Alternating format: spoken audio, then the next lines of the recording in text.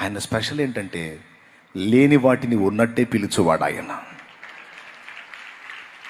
నీ జీవితం మారదో, నీ బ్రతుకు మారదో, నీ శాపం తీరదో, నీ సమస్యల్లోంచి బయటపడో, నువ్వు ఎన్నో రకాలుగా తిప్పలు పడుతున్నావు, కానీ ఇక నీ లైఫ్ ఇంతే అని ఇతరులు మాట్లాడొచ్చు, నీ సొంత వాళ్ళు మాట్లాడొచ్చు, నీ సొంత కుటుంబ సభ్యులే మాట్లాడొచ్చు.